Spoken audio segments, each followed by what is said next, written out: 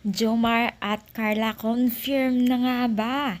May kakaiba. So, bago natin pagpatuloy ang ating pag-support today's video, kung bago ka pa lang sa aking channel, please subscribe, like, and pakit na rin po natin guys ang notification bell upang ma-update po tayo tuwing ako pinag-upload patungkol sa Team Kalingap. And please support po natin ang buong Team Kalingap, lalong-lalo na po kila Kalingap Rab at Kuya Bal. So ngayon guys, na-confirm na daw di umano ang dalawang mag-love team na si Jomar at Carla, na kung saan po ay may kakaiba daw silang karisma sa pagbibigay ng saya. So kung mapapansin po natin ay kahit matagal na po silang magkasama sa larangan ng pagiging isang love team ay talagang tinatangkilik at iba pa rin po ang mga views po. Talagang umaabot pa rin po ng million views na kahit matagal na pong tinatangkilik, no?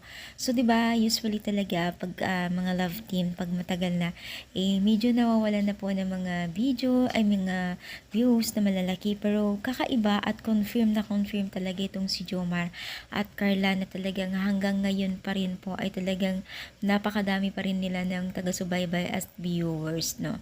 So, isa lamang po sila sa mga love team na talagang hindi binibitawan at tinatangkilikan talaga ng nakakarami dahil po sa kanilang kakaibang karisma. At syempre, pasasalamat sila or nagpapasalamat po sila dahil patuloy po tayo na nandito upang gumabay sa kanila. Yes, mga mima, kaya na nga tuloy-tuloy lang po natin ang ating pagsuporta sa kanila dahil isa rin po tayo na nagbibigay po ng support at pagtulong po sa mga kababayan po natin nakapost sa buhay.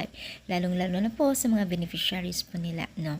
So, ano masasabi ninyo? Kayo rin po ba yan napansin nyo ang kakaibang karisma nilang dalawa? I-comment down pa, like pa ating video. Thank you and God bless.